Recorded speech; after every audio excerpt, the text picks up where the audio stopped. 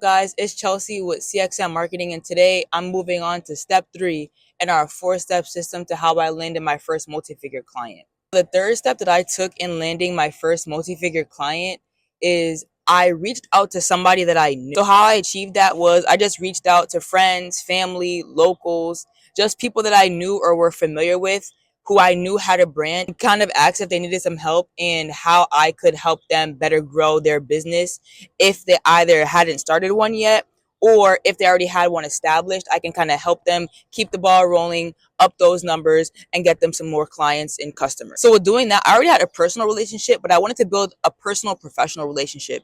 So what I did was keep it very, very professional, keep it very, very clean, but was still able to share those one-on-one kind of off the record tips and tricks for them as well, being that I knew them personally. Another strength that I found with working with someone that I already knew, like a friend or family member, is it wasn't that hard to get them into what I was doing.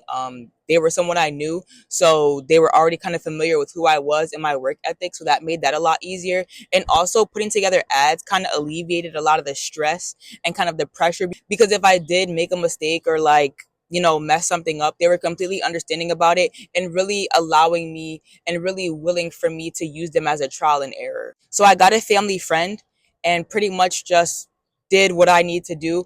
They needed a website, they needed business cards, they needed SMS, they needed everything. So pretty much I built them kind of from the ground up. Now they did already have their business for many years previous, but they were doing everything kind of word of mouth and in person, and they were really looking for something to kind of alleviate having to travel far and deliver the products. They wanted something to create an online ordering system. So that's exactly what I did for them with building a website and building their SMS. So once I did that for a few weeks, I got them business cards, and with their business cards, they were able to hand out to their existing clients, friends of clients, their own friends, whoever they wanted to kind of like keep in the loop. They handed the business cards to, which then led them to their website and to their SMS. I did that for about 3 weeks. And with that, they were able to see a greater success rate. And the great thing with them seeing a greater success rate and us building that relationship is I was actually able to get some really good numbers for them, some really good statistics, get some really good data to then show for in my case study, to then show for when outreaching to other clients, because essentially they were my case study. But then being my second case study, technically because I used myself as a case study first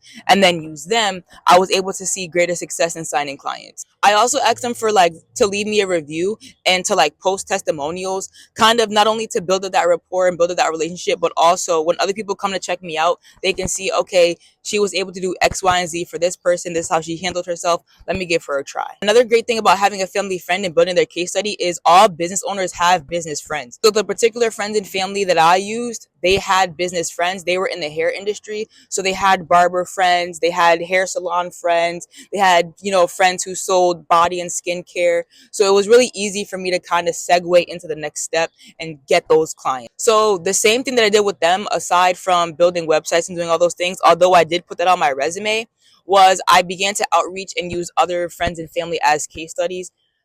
Other people that I knew who did clothing, who did music, who streamed on Twitch, all kinds of things for people who had already an established platform and were just looking for a greater audience. I reached out to. And with building their case studies, I got all the numbers together, was able to build my digital portfolio, and then from then outreach to paying clients. Another thing with friends and family, I would say don't charge them too much. You can charge them if you want, or you can not charge them at all. I personally charged my friends and family, but I didn't charge them nearly as much as I would for anyone else. And the only reason why I charged them is because they were willing to pay, because they knew that I had this vision and this dream for so long. So they were willing to help me out with that. So it's almost like they kind of left me a tip. But yeah, I just got a few dollars. Really, all they paid for essentially was their business cards and the SMS and stuff like that, because those things you do kind of have to pay into. You do have to upload money onto SMS, depending on whatever software you use, in order to run the data messaging rate.